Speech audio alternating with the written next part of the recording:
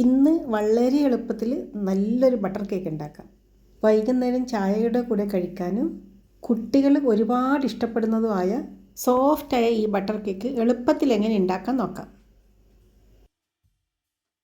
ഇതിനു വേണ്ടി 2 മുട്ട ഒരു പാത്രത്തിലേക്ക് ഇട്ട് കൊടുക്കുക.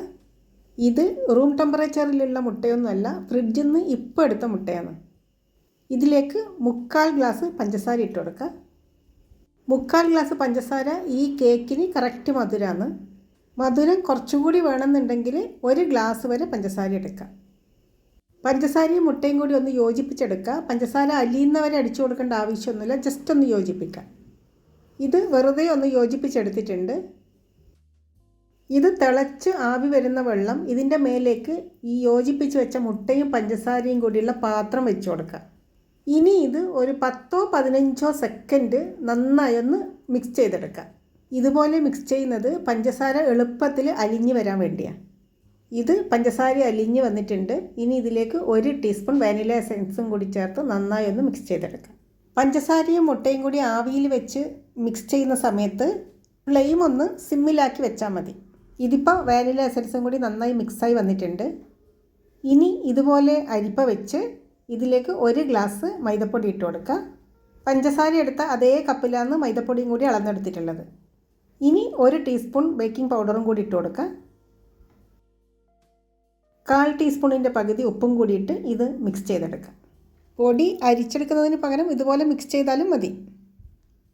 ഉപ്പും ബേക്കിംഗ് പൗഡറും എല്ലാ ഭാഗത്തും എത്താൻ വേണ്ടിയാണ് ഇതുപോലെ മിക്സ് ചെയ്തെടുക്കുന്നത്. ഇതിപ്പോൾ പൊടിയെല്ലാം മിക്സ് ചെയ്ത് അരിച്ചെടുത്തിട്ടുണ്ട്.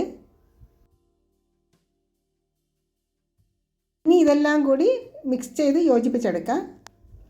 ഇതിലേക്ക് എക്സ്ട്രാ വെള്ളമൊന്നും ഒഴിക്കേണ്ട ആവശ്യമില്ല.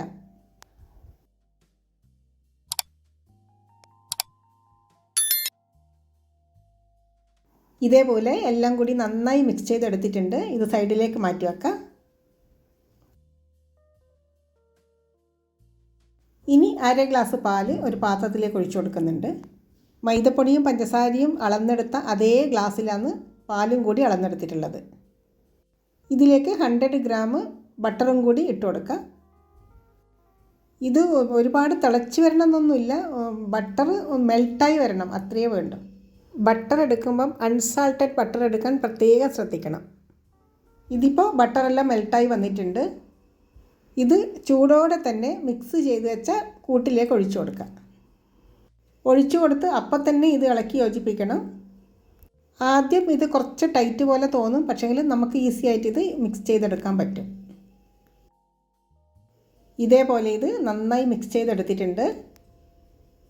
ബട്ടർ കേക്കിനുള്ള കൂട്ട് റെഡിയായി. ഞാനിത് ബേക്ക് ചെയ്തെടുക്കുന്നത് ഇതേപോലെ ഒരു അലൂമിനിയം ഫോയിലിൻ്റെ പാത്രത്തിലാണ്. ഇതിൽ കുറച്ച് ബട്ടറും കൂടി തടവിയിട്ടുണ്ട്. ഇനി ഈ മിക്സ് ചെയ്ത് വെച്ച കേക്കിൻ്റെ ബാറ്റർ ഇതിലേക്ക് ഒഴിച്ചു കൊടുക്കുക. നമുക്കിത് ഇഷ്ടമുള്ള ഏത് പാത്രത്തിൽ വേണ്ടെങ്കിലും ബേക്ക് ചെയ്തെടുക്കാം. ഞാനിപ്പോൾ ഇത് ബേക്ക് ചെയ്തെടുക്കുന്നത് ഓവനിൽ വെച്ചിട്ടാണ്. 200 ഡിഗ്രി സെൽഷ്യസിൽ 5 മിനിറ്റ്സ് പ്രീ ഹീറ്റ് ചെയ്ത ഓവനിലേക്ക് ഇത് വെച്ച് കൊടുക്കുക. ഓവനിലേക്ക് വെച്ച് 190 ഡിഗ്രി സെൽഷ്യസിലേക്ക് മാറ്റി 20 മിനിറ്റ്സ് ആകുമ്പോഴത്തേക്കും എൻ്റെ കേക്ക് റെഡി ആയിട്ടുണ്ടായിരുന്നു. ഓവനിലല്ലെങ്കിൽ സാധാരണ ഓവൻ സെറ്റപ്പിൽ ബേക്ക് ചെയ്തെടുക്കൂലേ, അങ്ങനെ ചെയ്താലും മതി. ഇത് കണ്ടോ, പെർഫെക്റ്റായ ബട്ടർ കേക്ക് റെഡിയായി.